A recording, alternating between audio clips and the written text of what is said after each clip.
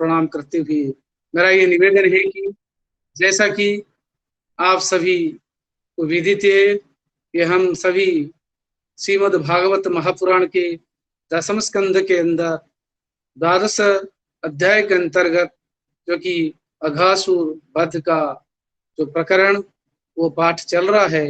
जैसा कि आचार्य हमारे पूजनीय गुरुदेव श्री जयकांत प्रभु जी ने कल व्याख्यान दिया था उसमें कि भगवान श्री कृष्ण की जो लीलाएं अत्यंत अहेतुक लीला हैं, जो कि यही है कि दुर्लभो मानुष देह, इसको प्रमाणित करने के लिए भगवान श्री कृष्ण जो कि लीलामय लीलाधर है, वे स्वर्ग से यहाँ मर्त्य मंडल पर अवतरित हुए हैं और तरह तरह की लीलाएं प्रदर्शित कर रहे हैं।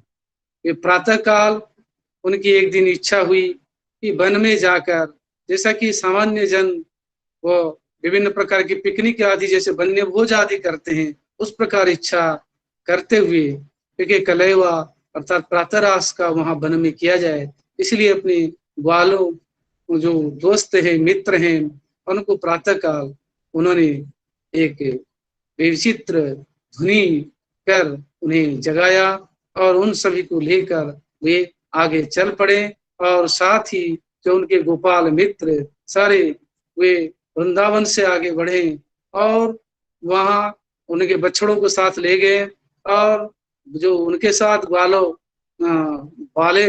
बालक थे, सारे गोपाल बालक गोपाल नंदन भगवान श्री कृष्ण के साथ ऐसे लीला कर रहे थे। वो एक अद्भुत वहां चित्र आंका गया है कि वे अपने बछड़ों को उनके बछड़ों के साथ मिला देते, एक दूसरे की सामान भी चुरा लेते। ये कोई सामान्य लीलाएं हैं क्योंकि लीलाएं करनी है, और फिर एक दूसरे को हंस फूस करके वो दे देते हैं और विभिन्न प्रकार मणि माणिक्य कंचन रत्नों से सुसज्जित होकर भी जो कि प्रकृति के जो देन के रूप में जो पुष्प गुच्छ स्तवक आदि फूलों से भी अपने आप को अलंकृत किया। और भगवान श्री कृष्ण क्योंकि उनको मोर का पंख बहुत प्रिय है, वो मोर पंखों को भी सभी ग्वालों वालों ने अपने माथे पर लगाया, सुसज्जित किया, क्योंकि यहाँ एक प्राकृतिक पर्यावरण चेतना की संदेश भी व्यास जी ने महर्षि वेदव्यास जी ने दिया है। और जैसा कि सुकमुनि परीक्षित महाराज को बता रहे हैं कि वे आगे बढ़ते गए और जाकर विभिन्न प्रकार लीलाएं करते रहे। भगवान श्री कृष्ण कभी आगे चले जाते हैं कि वन को शोभा को देखने के लिए, और पीछे से और ग्वाल बालक उनके पीछे पीछे दौड़ते हैं और फिर कहते हैं मैं पहले आया हूं, मैं पहले उनको स्पर्श करूंगा। ये जो लीला है बाल्य लीला है, अत्यंत सुंदर है। मैं अधिक समय न लेते हुए आचार्य जी को निवेदन करूंगा। और जैसा कि कल जो सायंकालीन सत्र में दूसरे पद्य से लेकर 5वें पद्य तक उन्होंने व्याख्यान दिया था, उसको समझाया था, हम लोगों को उसका रसास्वादन कराया था। आगे छठे पद्य का पाठ करते हुए मैं निवेदन करता हूँ। छठा पद्य इस प्रकार है। यदि दूरं गतः कृष्णो मनसोभीक्षणायतम् अहं पूर्वमिति संस्पृश्य रे।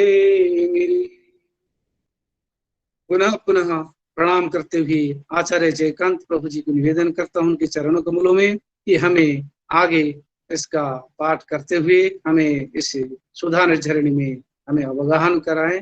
इस प्रकार निवेदन करते हुए यही मेरी वाणी को मैं विराम देता हूँ। हरे कृष्ण कृष्ण कृष्ण हरे हरे, हरे राम राम राम हरे हरे।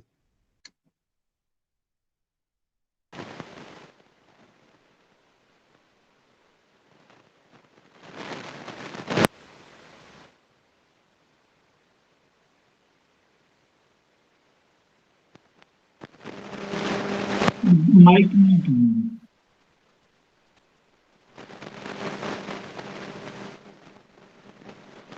ये नहीं आ रही है।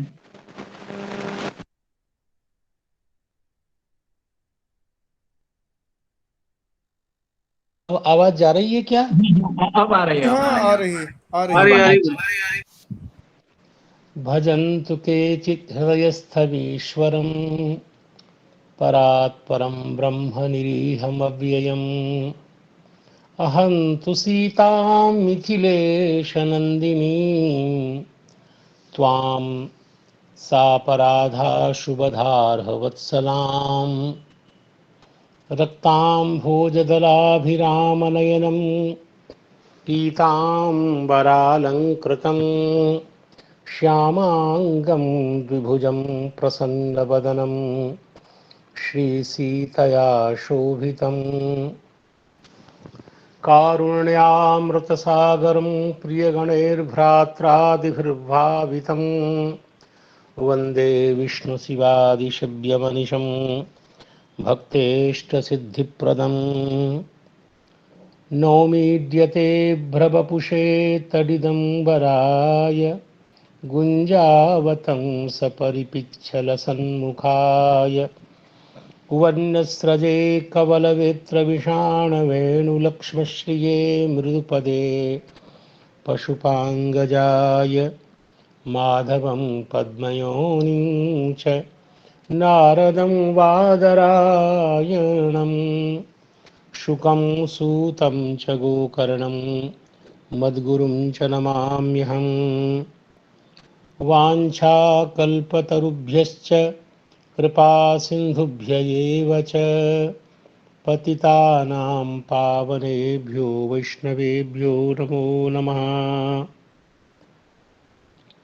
क्वेदं भागवतं रहस्यजटिलं क्लिष्टं समुद्रायितं क्वाहं श्रीहरिभक्तिगन्धरहितो नीचशठोलम्पटः किन्तु श्रीजनकात्मजा करुणया दृक्पातपूतः सतां यावद्बुद्धिबलोदयं प्रकटये मत्साहसं क्षम्यताम्। श्री भगवान राधा मुकुंदी की अपार करुणा से प्राप्त क्षण को सफल एवं सार्थक करने के लिए श्रीमद् भागवत महापुराण के प्राप्त श्लोक की सपर्या करने के लिए मैं उपस्थित हूँ। आप सब गुरुजनों को प्रणाम करके कथा रसिकों का यथायथम अभिवादन अभिनंदन करके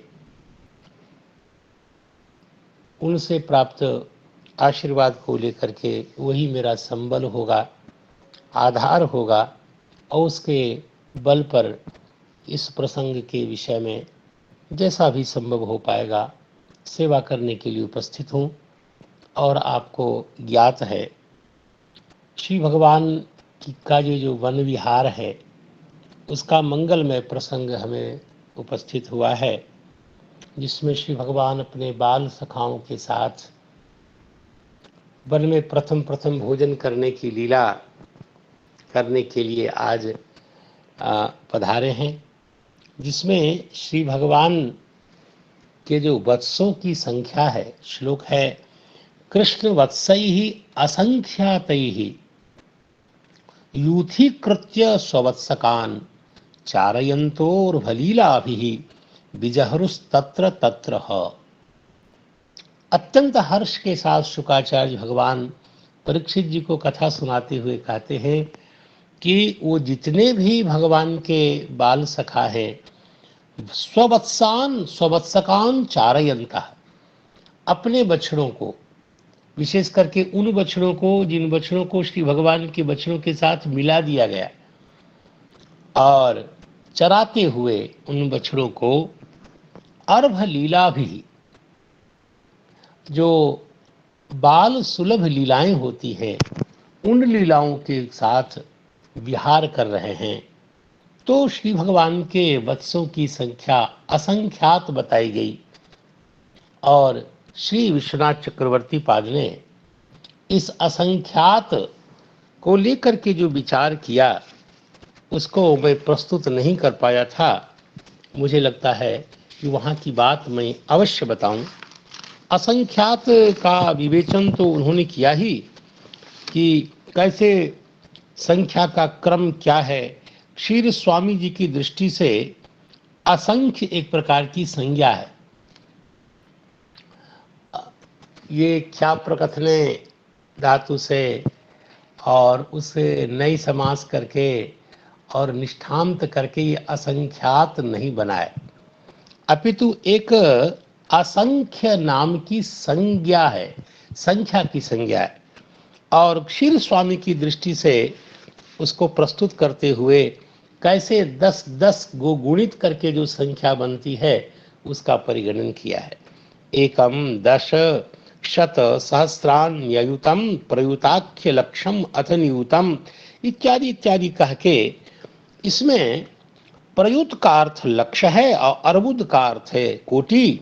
और इस प्रकार परार्थ संख्या पर्यंत अष्टादश संख्या 10 गुणित होती है, ऐसा निर्देश श्री विश्वनाथ चक्रवर्ती पाद महाराज ने किया है।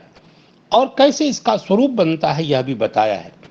और अंतिम में कहा ततश्च कृष्ण वत्सैहि महायूथैहि सह, विशाल संख्या है भगवान के छोटे छोटे बछड़ों की और उन यूथों के साथ स्वकान स्वकान अपने अपने परार्थ संख्या वाले वत्सों को पृथक पृथक यूथीकृत्य अलग अलग उसका एक संघात बना बना करके और फिर क्या किया, चारयन्तः। अब यहाँ एक प्रश्न उद्भावित करते हैं जो हम जैसे स्थूल व्यक्ति की बुद्धि में, स्थूल बुद्धि वाले लोगों के संस्कार में जो प्रश्न स्वाभाविक होता है, उस प्रश्न का मन में उसकी कल्पना करके उत्थापन किया। न च षोडश क्रोशी मात्रस्य वृंदावनस्य प्रदेशे तावन्तो वत्साः नैव भान्ति इति वाच्यम। इसका अर्थ है कि अभी जो वर्तमान श्री वृंदावन धाम को हम देखते हैं, जानते हैं, तो 16 कोस तक ये भगवान का धाम फैला हुआ है। षोडश क्रोशी, षोडश क्रोशी अर्थात 16 कोसों का जो हम समाहार करेंगे अष्टाध्यायी त्रिलोकी के समान, तो षोडश क्रोशी बनेगा। तो ऐसी तावन मात्र अर्थात इतने ही जिसकी व्याप्ति है, ऐसा जो श्री वृंदावन धाम है उसके प्रदेश में, उस वृंदावन के एक भाग में ये तावंतः वत्साः नैव भान्ति, इतने बछड़े जिसका संकेत किया गया, ये असंख्यात बछड़े हैं, ये कैसे रह सकते हैं, नैव भान्ति। अर्थात ये उनका रहना, ये स्थूल दृष्टि से सोचने पर एकदम समझ में नहीं आता है। हाँ जी, उसको अगर मानती कर दें तो शायद अच्छा होगा। अच्छा, मानती यानी माने धातु से बना करके शायद अच्छा होगा। हाँ, न मानती यानी न समायान्ति न संभवन्ति न तावती क्षेत्रे परिमिताः भवन्ति, ऐसा कुछ। तावन मात्र क्षेत्र में इतने वत्सों का समाना संभव नहीं है, ऐसा कुछ। ऐसा ही लग रहा है मुझे, अच्छा लग रहा है भांति से। हाँ, वो मुझे तो लगा भवंती संभवंती ऐसा कुछ लगा था एक बार, लेकिन अच्छी बात है। तो मानती करें, ये अच्छा ही है। म भ में तो ऐसे ही आकार में थोड़ा सा ही तो अंतर है और भ्रम होना स्वाभाविक है। तो तावंतो वत्साः नैव मानती, अर्थात ये ठीक कह रहे हैं कि प्रदेशे न मानती, अर्थात तावन मात्र प्रदेश में ये समा नहीं पाएंगे इतने बछड़े, और तावन मात्र देश में इतने बछड़े मित नहीं हो पाएंगे, परिमित नहीं हो पाएंगे, आ नहीं पाएंगे, ये आशय है। इति नवाच्यम, ऐसा नहीं सोचना चाहिए। यही एक शैली है प्रश्नोत्थापन की। तो कहती है क्यों नहीं वाच्यम, कथन न वाच्यम। उसमें कहते हैं भगवद विग्रह से व धामनः, ये श्री भगवान का जो धाम होता है ये भगवत विग्रह ही होता है। वशिष्ठ संहिता में कुछ श्लोक आया है, रामस्य नाम रूपम च लीला धाम परात्परम एतत् चतुष्टयम नित्यम सच्चिदानंद विग्रह। भगवान का नाम, भगवान का रूप, भगवान की लीला और भगवान का धाम, ये चारों ही सच्चिदानंद होते हैं, सच्चिदानंद स्वरूप होते हैं।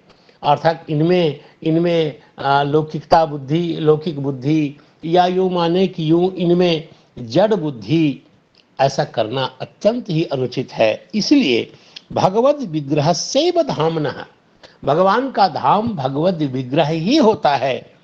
और इसलिए अस्य धामश्च अस्य, श्री भगवान का जो धाम है, तथा परिमितत्वेपि, ऐसा प्रतीत होता है कि तावन मात्र दूरी में यह धाम फैला हुआ है, तो भी क्या है, अचिंत्य शक्तियां, भगवान की जो अचिंत्य शक्ति के कारण, विभुत्वात्, ये भगवान का धाम विभु है, व्यापक है।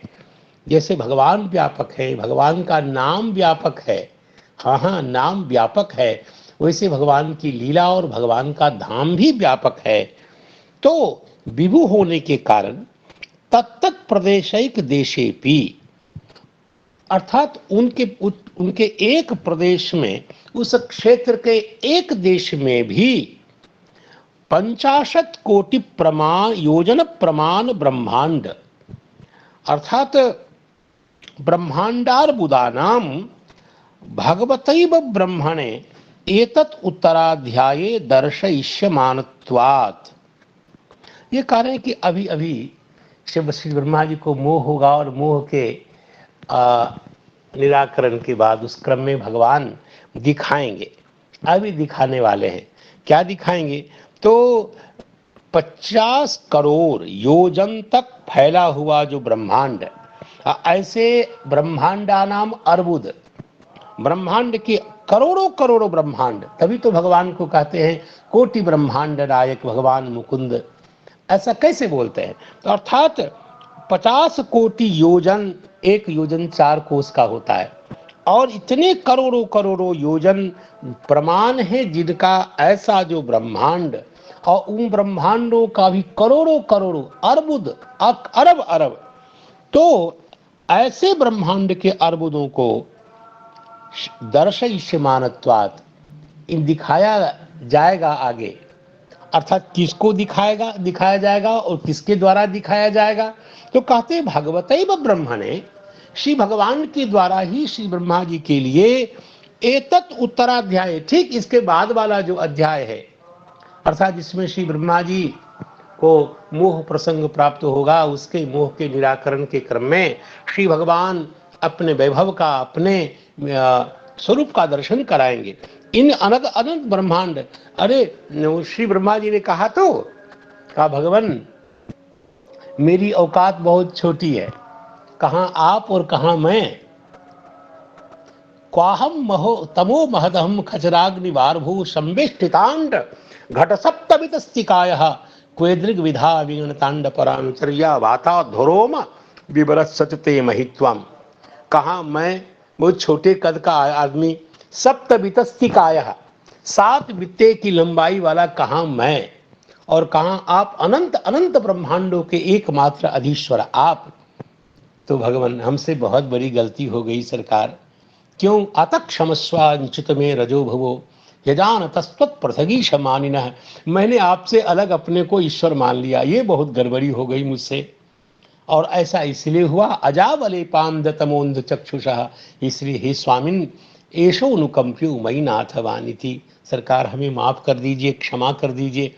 इस प्रकार दीनता के प्रकाशन के क्रम में, क्षमा याचना के क्रम में श्री ब्रह्मा जी ने जो कहा था, ब्रह्मा जी ने स्वीकार किया। जैसे किसी गरीब की झोपड़ी कदाचित फूटी हो, और उस झोपड़ी से वो प्रकाश उसके घर में आता हो, उस प्रकाश को जब गौर से देखा जाए तो उस प्रकाश में अनंत अनंत तरसरेणु घूमते हुए दिखाई देते हैं। भगवान आपके उदर में अनंत अनंत ब्रह्मांड उसी प्रकार घूमते हैं, रहते हैं। अरे आपके उदर में क्या है जो नहीं है, और कहाँ मैं एक छोटा सा ब्रह्मा, अर्थात अनंत ब्रह्मांडों के एक त्रैलोकी के एक काम को, सृष्टि वाला काम संभालने वाला छोटा सा अधिकारी। तो भगवान आपने मुझ में बहुत अंतर है। तो श्री ब्रह्मा जी ने देखकर भगवान के उस विराट रूप का दर्शन करके, अनंत ब्रह्मांडाधीश्वरत्व का दर्शन करके कहा है तो ठीक उसी प्रकार श्री कह रहे हैं श्री विश्वनाथ चक्रवर्ती पाद कि 50 कोटि योजन प्रमांड वाले एक एक ब्रह्मांड जैसे अर्बुद अर्बुद ब्रह्मांड को श्री ब्रह्मा जी को श्री भगवान ने अपने स्वरूप में दिखाया है। एतत् उत्तराध्याय, इसके बाद वाले एतत्, इस अध्याय के उत्तर में जो अध्याय है उस अध्याय में दिखाया जाएगा आगे। दर्शयिष्यमानत्वात्, तो अतएव, और इसलिए उक्तम, यही कारण है कि श्री भगवान के अनंत अनंत ब्रह्मांड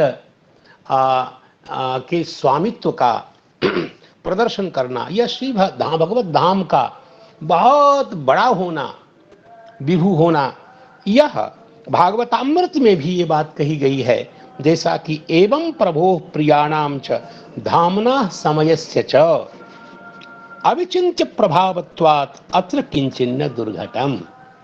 देखो, रामावतार काल में भी एक बहुत अच्छी चर्चा आई है।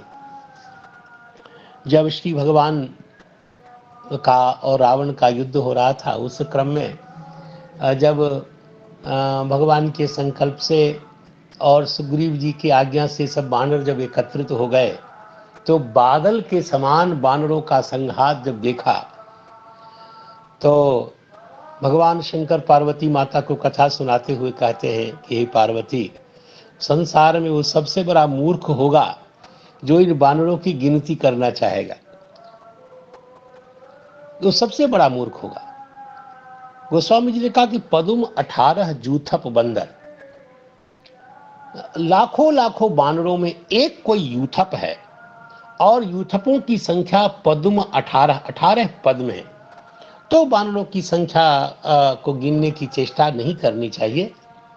अब कल्पना करिए, जैसे आज का जो भारत है और लंका है, उसकी संख्या, जनसंख्या देखते हुए हम कल्पना कर सकते हैं पूरे विश्व की जनसंख्या क्या है वो हम जान रहे हैं, आप जानते हैं।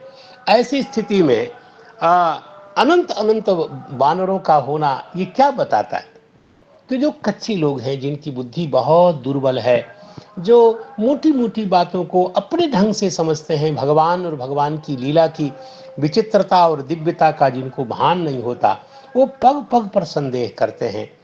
और यहाँ एक बात ध्यान देने योग्य है कि भगवान के संकल्प से भगवान का धाम भगवान की तरह, जैसे भगवान विराट रूप धारण करते हैं कभी कभी, तो ठीक वैसे ही भगवान का धाम भी बढ़ता है, घटता है।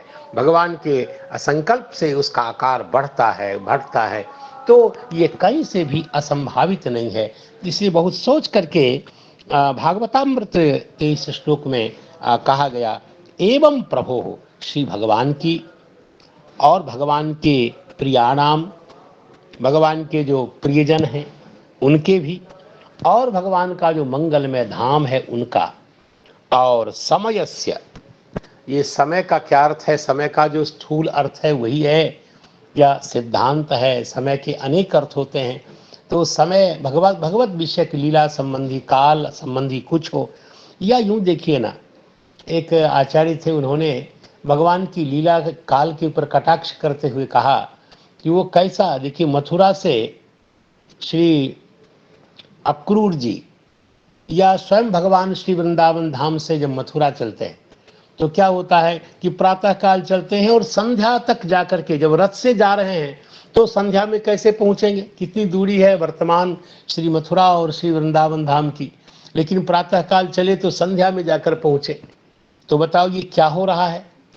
तो भैया, प्रेमियों की यात्रा बड़ी विलक्षण होती है। वो 2 किलोमीटर 2 दिन में पहुंचेंगे, इसका कोई ठिकाना नहीं है। इसलिए भगवान के चरित्र के क्रम में आए हुए समय का रहस्य हमें सहसा जानना बहुत कठिन होता है। कहा क्यों?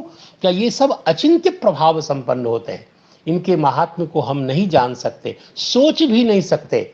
इसलिए अचिंत्य प्रभावता, इसलिए हम बुद्धि का प्रयोग इसमें न करें, और भगवान के नाम, भगवान का धाम और भगवान के प्रियजनों की जो दिव्यता है, लोकोत्तरता है, उसका चिंतन करके यही मान लें, अत्र किंचिन न दुर्घटम, यहाँ कुछ भी असंभावित नहीं होता, कुछ नहीं हो सकता है, ऐसा नहीं हो सकता है ये भगवान के चरित्र के विषय में बिल्कुल नहीं कहा जा सकता है, कुछ भी संभावित है।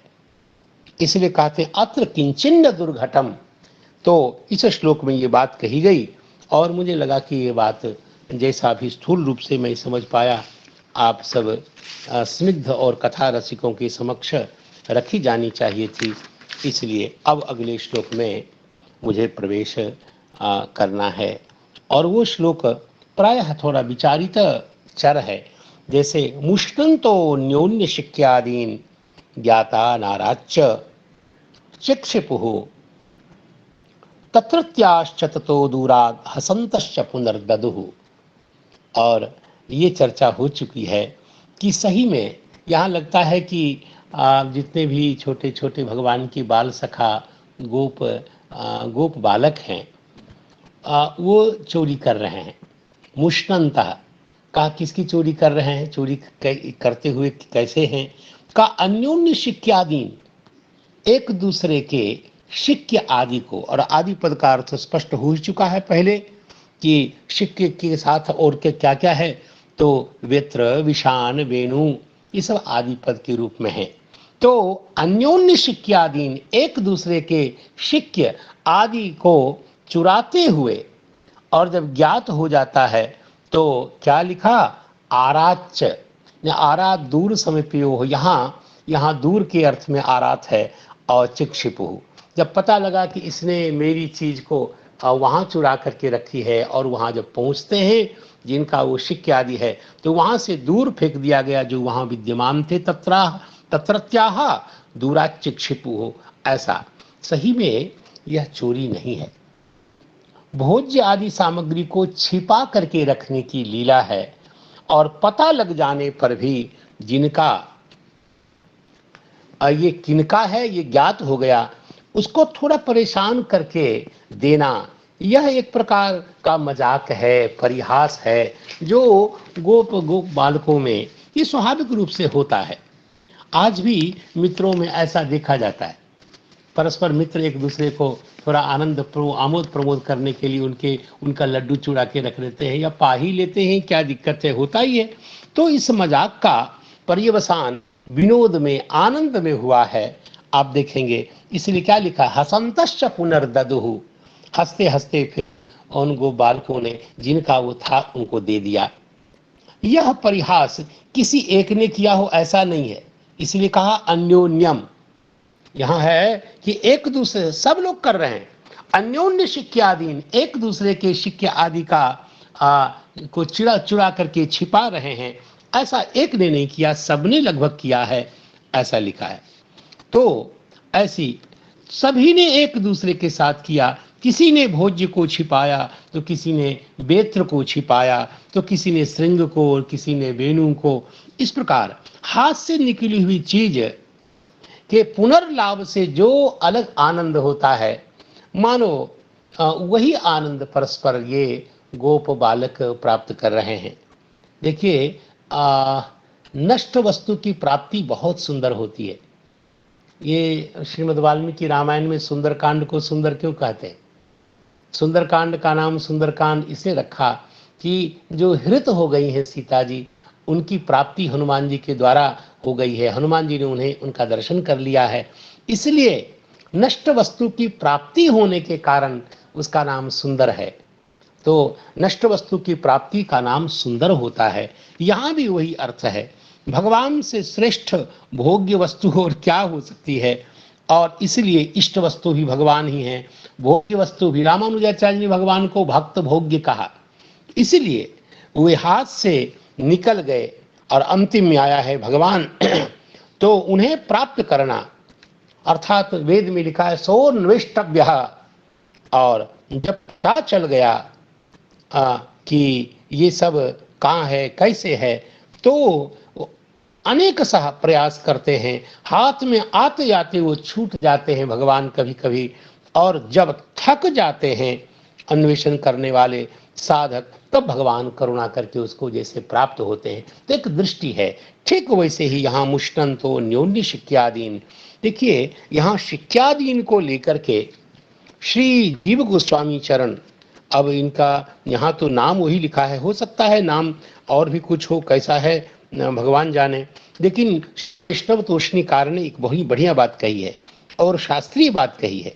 कहा शिक्यादीन यहाँ एक प्रकार का समास है और वो बहुब्रीहि समास है, और बहुब्रीहि समास में भी एक अतद्गुण संविज्ञान बहुब्रीहि है, वो है। कहा क्यों, इतनी बड़ी कल्पना करने की क्या जरूरी है?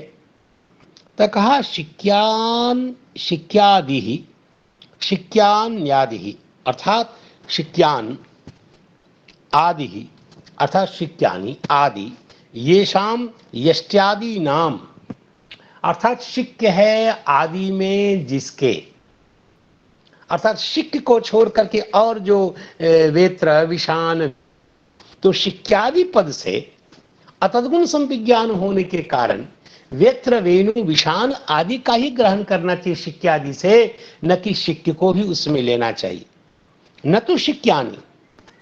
कहा क्यों, ये अतद्गुण संविज्ञान स्वीकार करने में आग्रह क्यों है?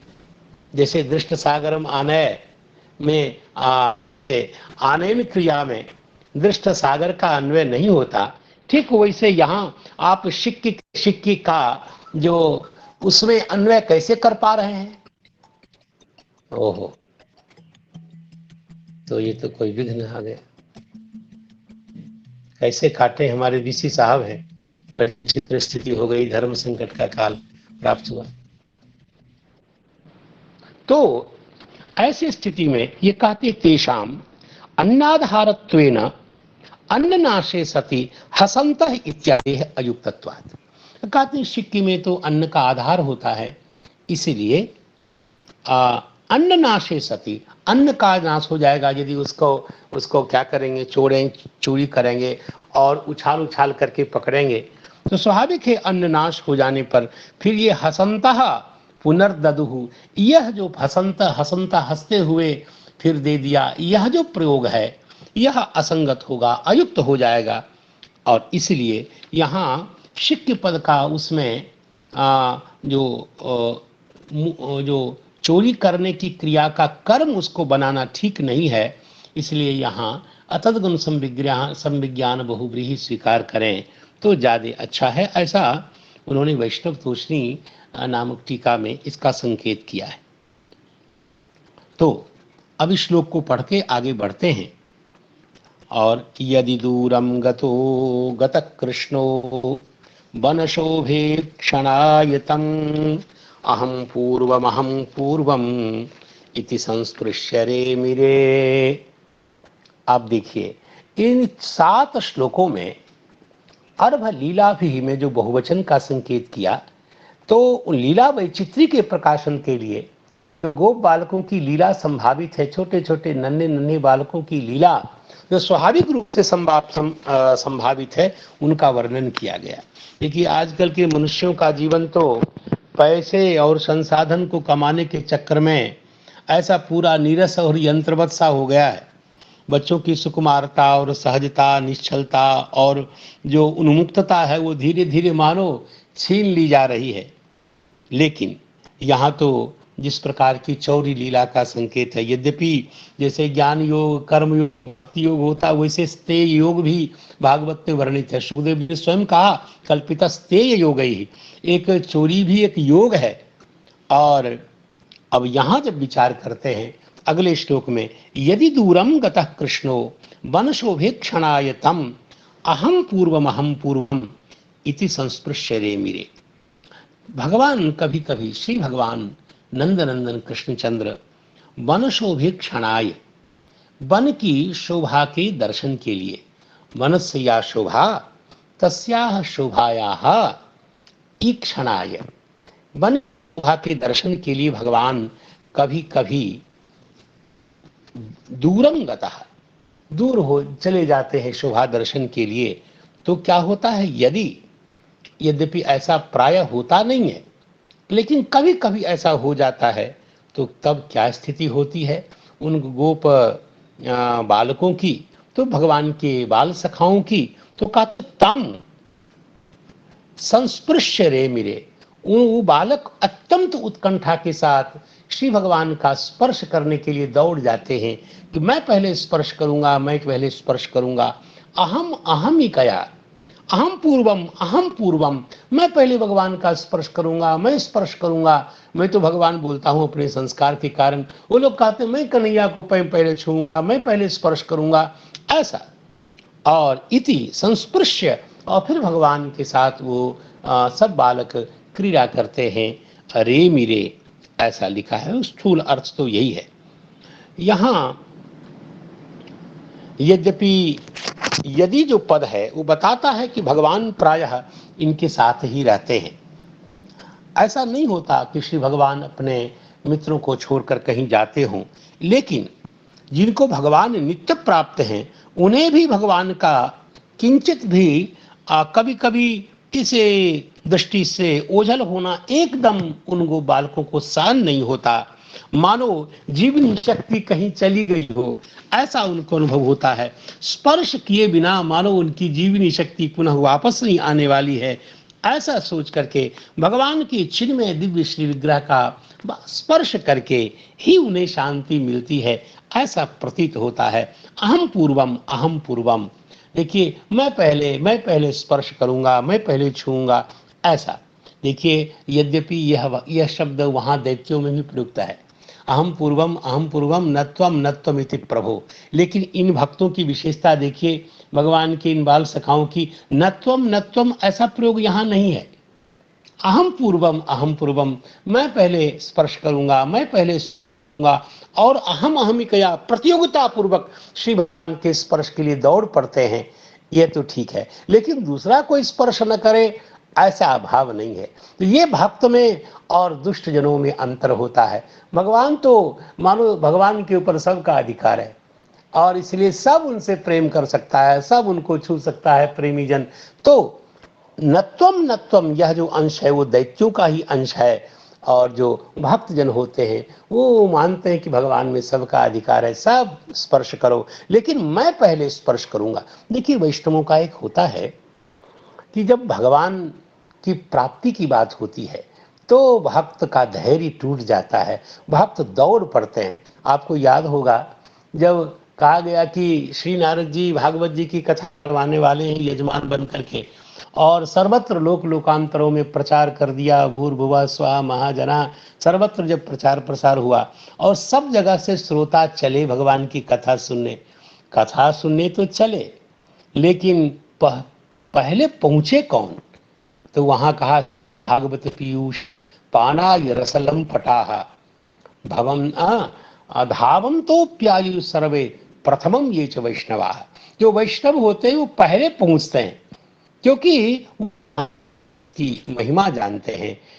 भागवत के एक एक वाक्य कहीं हमारे जीवन को चमत्कृत न कर दे, कहीं हमारे जीव में परम अमृतत्व का संचार करे, इस भावना से एक एक वाक्य की उपेक्षा नहीं करते हैं। इसलिए भक्तजन महात्म्य को जानकर दौड़ पड़ते हैं।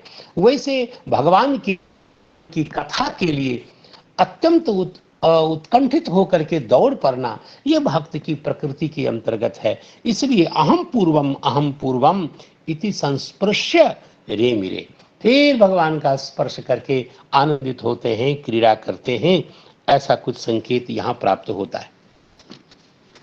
श्री श्रीधर स्वामी तो इतना ही कहते हैं, यदि दूरम गतः कृष्णो भवति, यदि श्री भगवान कहीं दूर चले जाते हैं, तरही ये वाक्य को सजाने के लिए लिखते हैं, तरही तम अहम पूर्वम इति संस्पृश्य रे मिरे। तो ते जो भगवान के जो बाल सखा हैं वे सब, बस इतना अंश वो वाक्य को स्फीत करने के लिए जोड़ा है। लेकिन यहाँ जो श्री वैष्णव तोषणीकार, इनका नंबर तो हम बाद में लेते हैं, पहले सारार्थकार कुछ कहते हैं और उनका कहना है कि तम कृष्णम संस्पृश्य, श्री भगवान को ये बालक छू करके क्रीड़ा करते हैं, तो कहते हैं अहम इति विद्रुत्य, मैं पहले ऐसी गति के साथ प्रथमम कृष्णम अस्पृशम, अर्थात मैंने पहले भगवान का स्पर्श किया। देखिए ये कितनी बड़ी बात है, मैंने पहले कृष्ण का स्पर्श किया। न त्वम, तुमने स्पर्श नहीं किया, तुमने स्पर्श नहीं किया, मैंने स्पर्श किया है। ये एक प्रकार से बाल सुलभ वक्तव्य है। बच्चा जैसे किसी किसी बात में कहता मैं जीत गया, मैं जीत गया, उसी प्रकार की भावना से ये टीका है। तो प्रथमम कृष्णम अस्पृशम, मैंने कृष्ण का स्पर्श किया और तुमने स्पर्श नहीं किया। न त्वम हरम कुर्वन्तः, जैसे अपनी जीत पर व्यक्ति आह्लादित होकर जोर जोर से बोलता है मैं जीत गया, मैं जीत गया, ठीक उसी प्रकार से ये बालक जो है भगवान के बाल सखा इस प्रकार करते ही इसका संकेत उन्होंने किया है।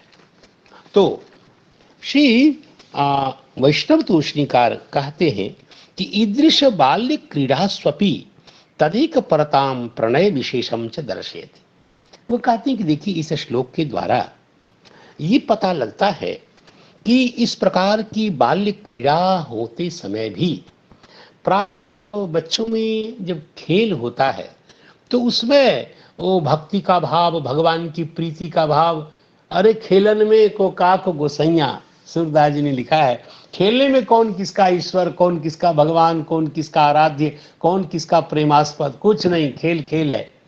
दिखाते नहीं नहीं, ऐसा नहीं, ये छोटे छोटे नन्हे नन्हे गो बालक खेल रहे हैं, फिर भी ऐसी क्रीड़ाओं में भी, बाल सुलभ क्रीड़ाओं में भी तदेक प्रताम, अर्थात भगवत परत्व, भगवान के प्रति उनकी निष्ठा, उनकी भावना और प्रणय विशेषम, भगवान के प्रति जो प्रीति विशेष है, प्रेम विशेष है, उसको दिखाने के लिए यह श्लोक अवतरित हुआ है यदीति। और अनेन इसका मतलब ये हुआ कि ये 5 श्लोक के द्वारा इनका स्नेह प्रकाशित हुआ है। कृष्णोपि तान विहाय दूरम न याति, ये यदि पद से क्या पता लगता है कि श्री भगवान भी अपने बाल सखाओं को छोड़कर दूर नहीं जाते। इत्येव यात्येव यदि कदाचित, और कभी जाना होता है तो द्वित्रय सखी दूरम गतो भव, एकाकी तो भगवान स एकाकी न रमते, यह तो श्रुति ही है। भगवान को अकेला अच्छा ही नहीं लगता है। इस लीला में बीज क्या है, भगवान को एकाकी एकदम पसंद नहीं है। कहती है स एकाकी न रमते, भगवान क्रीड़ा अकेले, अच्छा क्रीड़ा अकेले ब्रह्म क्या करेंगे बताइए, एकाकी ब्रह्म क्या लीला करेगा। क्रीड़ा तो द्वितीय सापेक्ष है, क्रीड़ा के लिए दूसरा तो चाहिए। और इसीलिए भगवान यदि कदाचित दूर जाते भी हैं अपने सखाओं से थोड़ा हट करके, तो द्वित्रय सखी भी, 2-3 बाल सखा उनके साथ रहते ही रहते हैं दूर गमन काल में भी। तो सखिभिर दूरम गतो भवति अकिमर्थम। अब यहाँ कार्तिक बात बताइए, आखिर मन की शोभा देखने के लिए भगवान ने अपने बाल सखाओं से अलग होने का निश्चय भगवान कैसे कर पाते? आखिर क्या वन की शोभा इतनी अधिक है कि अपने इष्ट मित्रों का भी भगवान परित्याग करके दूर चले जाते हैं? तो कहते हैं किमर्थम वन शोभाया ईक्षणाय अनेन, तो आखिर वन शोभा के दर्शन के लिए भगवान क्यों जाते हैं? इससे क्या पता लगता है? का इससे ये ज्ञात होता है कि श्री वृंदावन धाम परम मनोहर है, अत्यंत ही सुंदर है, जिसकी सुंदरता भगवान को बहुत आकृष्ट करती है। और आकृष्ट करने के चक्कर में देखिए, श्री वृंदावन धाम की मनोहरता को प्रकाशित करने के लिए ही यह बात कही गई, वन शोभेक्षणाय च। तो श्री वृंदावन से परम मनोहरत्वम सूचितम, और सम्यक परिरंभनादि दिना स्पृष्ट्वा रेमिरे सुखम प्रापुः। और ये कहते हैं कि संस्पृश्य रेमिरे, यह जो अंश है इसका क्या अर्थ है? तो संस्पृश्य में स्पृष्ट्वा ही कह देते, सम उपसर्ग लगा करके इसको लेवंत बनाने की क्या जरूरी थी? तो कहा सम्यक स्पृष्ट्वा इति संस्पृश्य, अच्छी तरह से भगवान को छूते, इसी बहाने से भगवान का प्रगाढ़ प्रश्लेष भी कर लेते। देखिए भक्तों को तो अवसर मिलना चाहिए, और अवसर मिले तो पूरा आनंद भगवान का लेते हैं। तो कहते हैं कि सम्यक परिरंभणादि, और अच्छा है कि आदि पद का अर्थ नहीं, अरे आदि पद का अर्थ जो जो एक बच्चा अपने मित्र के साथ कर सकता है, आलिंगन सब कुछ भगवान का स्पर्श आदि वो करते हैं।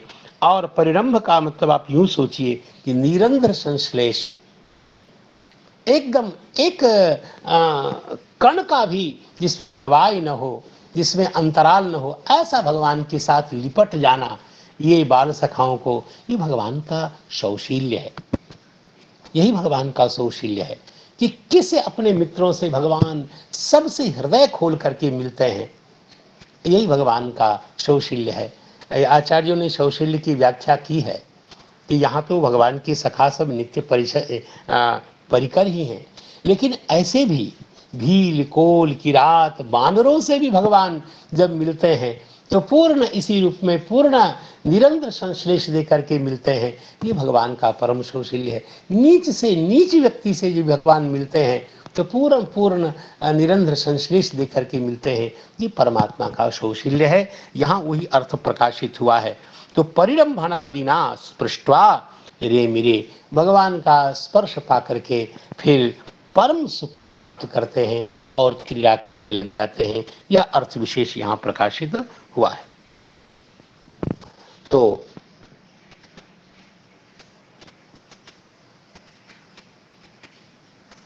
आगे के श्लोक में प्रवेश करना चाहिए और यही अर्थ विशेष दोनों आचार्यों ने प्रकाशित किया है। अभी दूसरे श्लोक का पाठ करते हैं। केचित वेणून वादयन्तो ध्मान्तः श्रृंगानि केचन, केचित भृंगैः प्रगायन्तः कूजन्तः कोकिलैः परे। ये परे, केचित, केचन, केचित, ये बाल सखाओं के अनेक प्रभेद हैं, अनेक प्रकार के हैं। तो उनमें से कुछ ऐसा करते हैं, कुछ ऐसा करते हैं। इसलिए उनकी क्रिया में वैचित्री दिखाने के लिए, क्रिया भेद भिन्न भिन्न, बालकों की क्रिया भिन्न भिन्न है, ऐसा दिखाने के लिए बार बार केचित, केचित और परे, केचन ऐसा शब्द का प्रयोग किया गया। और श्लोक का सीधा अर्थ है कुछ ऐसे गोप बालक हैं जो वेणून वादयन्ता, जो बांसुरी बजाते हुए, और सही में रेमिरे यह जो क्रियापद है पूर्व श्लोक में, उससे व्याकरण के समान उसकी अनुवृत्ति आगे तक कर, आगे के श्लोक तक उसकी अनुवृत्ति है। अर्थात वेणून वादयन्तः केचित रेमिरे, कुछ बालकों ने इस प्रकार बांसुरी को बजाते हुए, और बहुवचन है, वादयन्ता तो बिल्कुल समझ में आ रहा है कि बांसुरी को बजाते हुए आनंदित हो रहे हैं। तो वेणून कई बहुवचन, वंशीधराचार्य यहाँ कहते हैं कि वेणून अर्थात त्रिविधान वेणून, 3 वेणु होते हैं। ये बांसुरी 3 प्रकार की होती है। तदुक्तम, मुझे लगता है ये किसी ऐसे ग्रंथ का है जिसमें संगीत शास्त्र और वाद्य यंत्र के भेद प्रभेदों का वर्णन हो। तो कहा एष त्रिधा भवेत वेणुर मुरली वंशिकेति च। यह सही में यह सुशिर वाद्य के अंतर्गत आता है, जो वायु से प्रेरित होकर मंजुल ध्वनि करे, सरस ध्वनि करे, उसको हम सुशिर वाद्य कहते हैं। ये वाद्य यंत्र 4 प्रकार के होते हैं, घन, तत और अवनद्ध और सुशील। घन उसको कहते हैं जिनसे जैसे मजीरा है, दोनों टकरा टकरा करके खूब सुंदर ध्वनि करे, उसको हम घन वाद्य कहते हैं। तत्वाद्य उसको कहते हैं जैसे तंत्री में घर्षण से सुंदर ध्वनि निकले, जैसे वायलिन है, सारंगी है, जैसे वीणा है। तो तंत्री के झंकार से सुंदर नाद निकालने वाला जो वाद्य है वो तत्वाद्य है। और एक अवनद्ध वाद्य होता है, जैसे चमड़े का खोला ऊपर में लगा हो, जैसे मृदंगम है, जैसे आपके यहाँ प्रसिद्ध जो खोल है, या ढोलक है, या तबला है। तो ये सब वाद्य यंत्र अवनद्ध के अंतर्गत आते हैं। और इसी प्रकार जो वायु से प्रेरित होकर वो सुशिर वाद्य उनको कहते हैं, जैसे वेणु है, हारमोनियम भी इसी क्रम में, इसी श्रृंखला में आता है। तो यहाँ कहते हैं कि यह जो सुशील वाद्य के रूप में वेणु और मुरली और वंशी के रूप में प्रसिद्ध है, ये 3 प्रकार के हैं। और इनमें आप देखेंगे वेणु किसको कहते हैं, इसकी परिभाषा बाद में देंगे।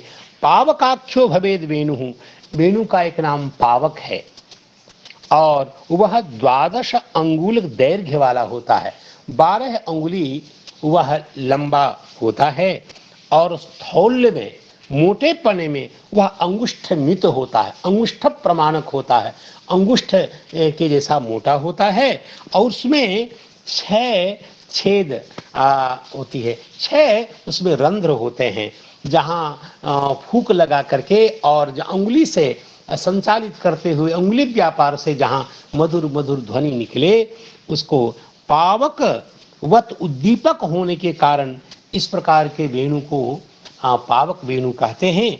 और आप देखिए काम बीजम आख्याति वक्तीति पावकाख्या, इसे काम बीज के आख्यान में कथन में ये प्रवीण है। देखिए श्री भगवान ने रास पंचाध्यायी के रास के उपक्रम में काम बीज ही बजाया था। जगो कलम वाम दृशाम मनोहरम, तो कलम की व्याख्या करते हुए आचार्य ने कहा कि जगो कलम नहीं, जगो क्लीम, ये काम बीज है। जो तंत्र के जानकार लोग हैं, जो श्री विद्या के उपासक हैं, वो तो बहुत ज्यादा जानते हैं इस रहस्य को। जगो कलम, तो कलम मधुरम वो तो ठीक है, लेकिन आचार्य ने कहा कलम के बहाने से मानो काम बीज का उच्चारण भगवान ने वेणु नाद पर किया। जगो कलम वामदृशाम मनोहरम, तो ऐसा उच्चारण ये इस वेणु से होता है। अतएव उक्तम, इसलिए वेणु को इतना सुंदर बताया गया कि वे ब्रह्म सुखम इत्युक्तम, वे कहते हैं ब्रह्म सुख को, और वह नुह यानी काम सुखवाचक, और जहां ब्रह्म सुख और काम सुख दोनों एक साथ मिलते हों उसी को वेणु कहते हैं। ऐसा निर्वचन प्राप्त होता है और श्लोक के द्वारा उस अर्थ का प्रकाशन हुआ है। सप्त छिद्रा यहां लिखा है जिसमें 7 छेद हो, यह उचित भी है, यह उचित भी है। सा रे गा मा पा धा नी सा, ये 7 स्वरों को निकालने के लिए 7 छिद्र अपेक्षित है। षड्ज, रे का मतलब ऋषभ, गांधार, मध्यम, पंचम और धैवत और निषाद, ये जो 7 स्वर होते हैं, ये 7 स्वर को व्यक्त करने के लिए 7 छिद्र है। तो ऐसे जो वेणु का ऐसा जो भेद है उसको मुरली कहते हैं, और जिसमें नाद बहुत सुंदर होता है। आगे कहते हैं इसका आकार प्रकार शरचंद्र अंगुला, तो ये शर तो हो गए 5 बाण, और इसी प्रकार जो चंद्र 16 5, यह जो इतने अंगुली का यह इसका दैर्घ्य होता है, और मोटाई में ये वेणु के बराबर ही यह मोटी हुआ करती है मुरली। और इसी प्रकार आगे कहते हैं ततः अंगुलेन्तरे, 1 अंगुल अंतराल यत्र मुखरंध्रम तथा अंगुलम शिरो वेदांगुलम, ये उसके प्रकार का वर्णन करते हैं। मुखरंध्रम तथा अंगुलम, मुख में जिसमें रंध्र है, जिसके आरंभ में देखिए एक बांसुरी होती है जिसको ऐसे बजाते हैं, ऐसे सामने रख करके, इसके मुख में ही रंध्र होता है। और एक वेणु है जो ऐसे तिरछे, जो भगवान नंदनंदन आपको अपने श्री देते होंगे, वो ऐसी बाण, उसमें मुख में रंध्र नहीं होता, उसके ऊपर रंध्र होता है, जहाँ भगवान अपने प्राण शक्ति से उसे समुज्जीवित करते हुए नाद करते हैं, वह मुरली है, वह वेणु है। और इसको वंशिका बोलते हैं, जिसका वर्णन किया जा रहा है यहाँ। शिरो वेदांगुलम, अर्थात 4 अंगुल का इसका शिरोभाग होता है, और पुच्छ त्रंगुलम, और इसका पुच्छ भाग 3 अंगुल का होता है, जिसे वंशिका कहते हैं। इस वंशी है, वंशिका है। नवरंध्र रंध्र स्मृता, इसमें 9 छेद होते हैं, और 17 अंगुल मिता, और 17 अंगुल की इसकी लंबाई होती है। इस प्रकार ये वेणून इस प्रकार के प्रतीक को लेकर बहुवचन वाले के सारे भेद प्रभेद आदि को आकार प्रकार के निरूपण के साथ बता दिया। तो वेणून के चित वेणून वादयंतो ध्मांत श्रृंगानि केचन। कुछ ऐसे गोप बालक हैं जो श्रृंगानि ध्मांतः, यह भी शतरंत है। तो ध्मांतः ये उसको बजा रहे हैं। धमा धम बाद में आदेश हो जाता है, यहाँ धम नहीं होना यह भी अपने आप में एक आर्षता का को सूचित कर रहा है। तो ध्मांता ही ने बजाते हुए जो शिंगा, जो श्रृंग से नाद करते हुए कुछ बच्चों ने इस प्रकार रमन किया। केचित भृंगैः प्रगायन्तः, और कुछ भ्रमर का अनुकरण करते हुए भ्रमरों के साथ गान आरंभ किया, क्योंकि भ्रमर की ध्वनि बहुत झंकृति से युक्त होती है। क्लासिकल संगीत वाले जानते हैं उसमें गमक बहुत होती है, उसमें जिसको कशिश कहते हैं उर्दू में, उनकी भ्रमर की आवाज में गुंजार बहुत होता है। तो उसके साथ प्रगान करते हैं कुछ बालक, और कुछ तो कोकिल परे, कुछ अन्य ऐसे गोप बालक हैं, भगवान की बाल सखा हैं, जो कोकिलैः कूजन्तः, कोकिलों के साथ उनके रव का अनुकरण करते हुए उनके साथ कूजन करते हैं। क्योंकि कोकिल पक्षी है, इसलिए पक्षी के लिए जैसे कूजन ऐसा प्रयोग होता है, वैसे यहाँ कूजन्तः का प्रयोग किया। और आगे कहते हैं इतना ही नहीं बिच्छाया भी प्रधावन्तः, वी कहते हैं पक्षी को, और पक्षी की छाया से, और आकाश में जा रहे पक्षी छाया जब धरती पर गिरती है तो जैसे वो चलती है, वे पक्षी का ऊर्ध्व उड़ना हो, उसके नीचे छाया, तो उसकी छाया का अनुगमन करते हुए वो कुछ बालक दौड़ते हैं उस छाया के पीछे, और कुछ हंस के पीछे चलते हैं, हंस के साथ हंस की ही लीला का अनुगमन करते हैं। और साधु, यह जो क्रिया विशेषण है, इसका आप प्रत्येक क्रिया के साथ अन्वय करिए। साधु गायन्तः, साधु कूजन्तः, साधु ध्मांतः, साधु वादयन्तः, इस प्रकार यह जो क्रिया विशेषण है सर्वत्र अन्वित होता जाएगा।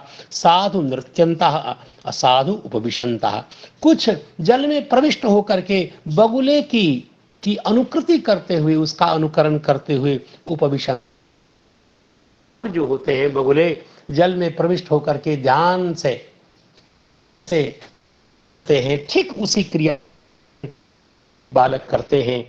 और कुछ नृत्यन्तः, कुछ नर्तन करते हैं। तो नर्तन करने के लिए अनुकारी कौन है, करेंगे तो कहते हैं कलापी भी, कलापी कहते हैं मयूर को।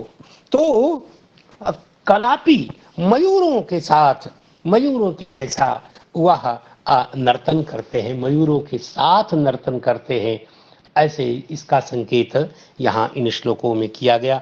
टीका में इनका कहाँ संकेत है, किस रूप में है, इसकी चर्चा हम बाद में कर पाएंगे।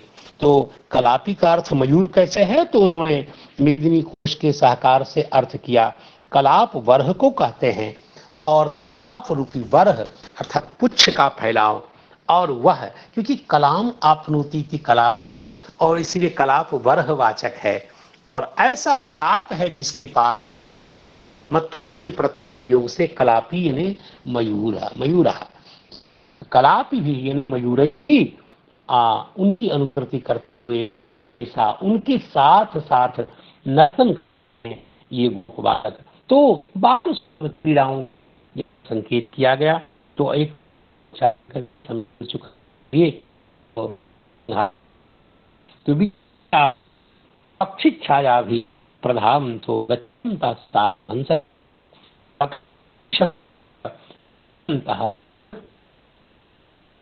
इस से और मैं भी हम मैं को नाम देना चाहता हूँ।